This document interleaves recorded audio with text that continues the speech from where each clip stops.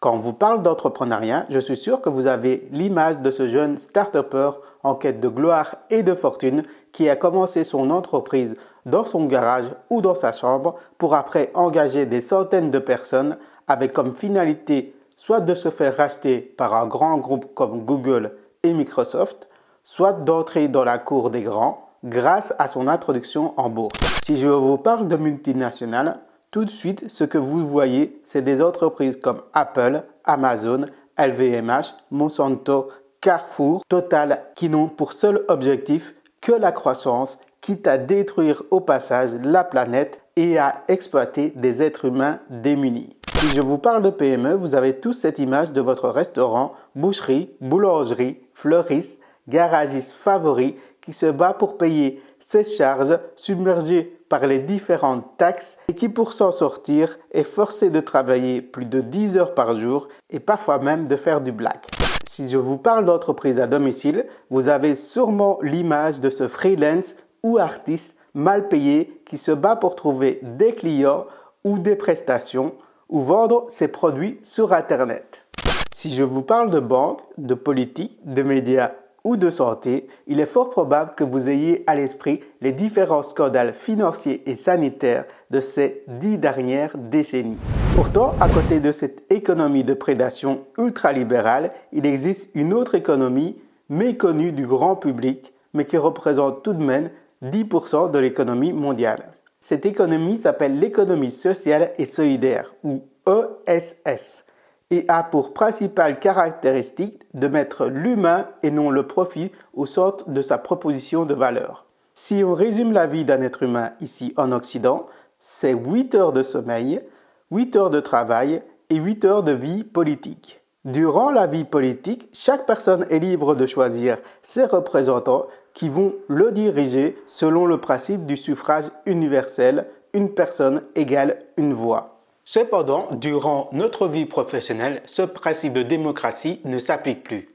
Car un employé est subordonné à un contrat de travail et bien que ce soit lui qui produise la plus grande partie des richesses de son entreprise, il n'a aucun droit de regard sur les décisions qui vont être prises quant au devenir de son entreprise. Là, c'est une action égale une voix. Ainsi, selon le principe d'optimisation de la rentabilité et de la privatisation du secteur public, à part quelques rares fonctionnaires, personne n'est à l'abri du rachat et du démantèlement de sa société pour finir par une délocalisation de son entreprise. L'économie sociale consiste simplement à introduire de l'humanité et de la démocratie dans les entreprises via le respect de ces 4 principes fondateurs.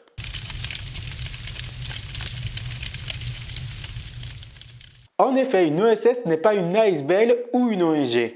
Donc, elle a pour objectif de faire du profit, donc elle est dans le secteur commercial. Et donc, sa principale source de revenus ne doit pas être des dons ou des subsides.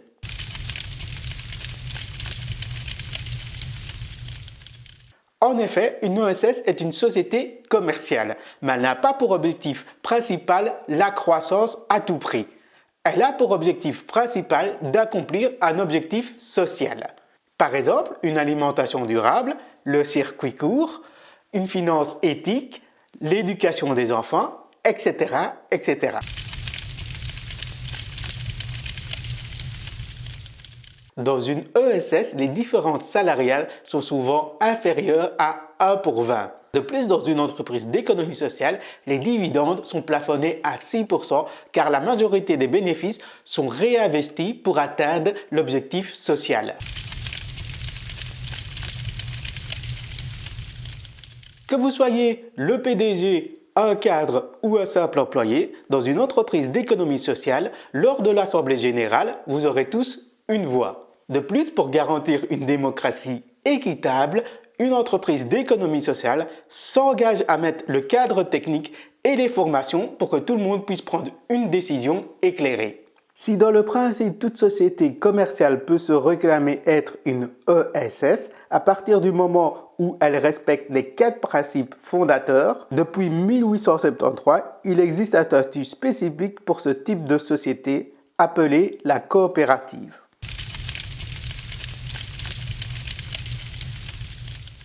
Rien de plus simple, il vous suffit d'acheter une part de coopérateur et lors de l'Assemblée générale, vous aurez un vote pour toutes les décisions importantes. De plus, à partir de ce moment, vous posséderez une part de la coopérative, donc ce qui veut dire que vous posséderez une part de votre outil de production.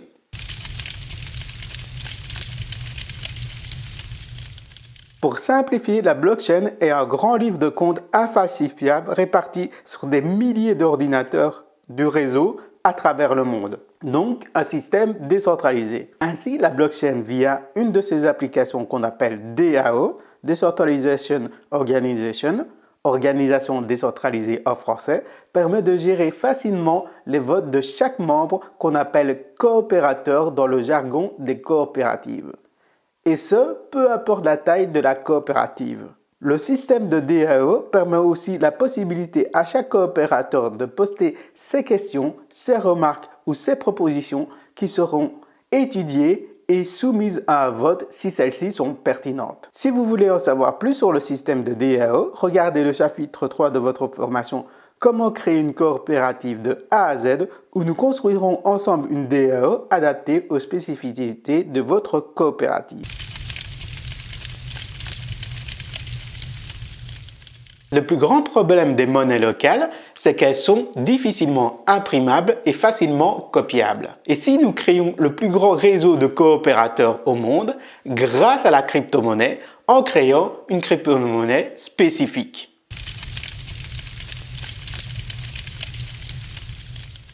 Pourquoi, malgré les avantages évidents des sociétés à finalité sociale, elles ne représentent que 10% de l'économie mondiale?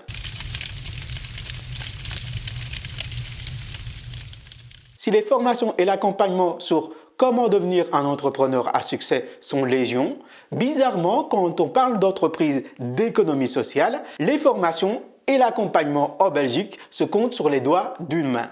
Pas étonnant donc qu'à part le public déjà sensibilisé aux questions de justice sociale et d'écologie, très peu de personnes ont entendu parler de l'économie sociale.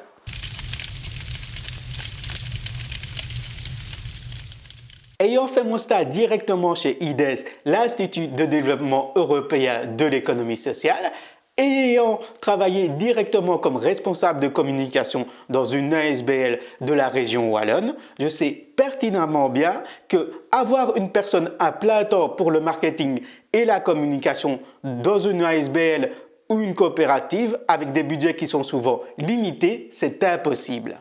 Ce qui entraîne que bien souvent le marketing et la communication sont faites par la personne la plus douée en informatique, ce qui entraîne bien souvent des maladresses, utiliser des outils qui ne sont pas compatibles avec les objectifs sociaux et donc un résultat sur les ventes ou sur l'adhésion au projet coopératif qui est souvent médiocre. Pourtant, nous sommes à l'ère du numérique, des réseaux sociaux, des influenceurs, où la réputation d'un produit tient plus à l'histoire qu'on développe autour de ce produit qu'à ses caractéristiques propres. Le MLM dans sa forme la plus noble est un système qui permet aux coopérateurs satisfaits par un produit ou un service de la coopérative d'être rémunérés, donc de dégager plus de temps pour transmettre les valeurs de la coopérative. Si la coopérative permet une plus juste redistribution des richesses grâce au fait que chaque coopérateur possède une part de son outil de production, alors adopter un plan de commission en marketing relationnel semble évident tant celui-ci permet à chaque coopérateur d'atteindre son émancipation financière en promouvant des produits et services de la coopérative qui respectent ses valeurs profondes. Toutefois, je comprends pourquoi la solution du MLM n'est presque jamais envisagée dans les ESS, car elle est souvent assimilée au système pyramidal. Ainsi, si vous avez regardé cette vidéo jusqu'ici, c'est que vous avez l'esprit assez ouvert que pour aller au-delà de vos préjugés. C'est que vous êtes assez pragmatique que pour constater que les outils de promotion de l'économie sociale ne sont pas adaptés aux défis de notre époque. Ainsi, si vous avez envie d'aller plus loin dans la découverte du marketing de réseau, je vous invite à suivre la formation « Comment devenir un pro du MLM ». À l'aube du 21e siècle, il est temps de faire évoluer nos préjugés à propos de la bonne gestion et du développement d'une entreprise d'économie sociale. C'est pourquoi je vous invite à co-construire avec moi l'économie de demain qui aura pour base l'économie sociale, qui aura pour fondement technique la blockchain et qui aura pour plan marketing le marketing relationnel. Je vous souhaite à tous une excellente émancipation financière et un très bon développement personnel grâce à l'économie sociale et hâte de vous retrouver pour co-créer ensemble la formation Comment créer votre coopérative de A à Z.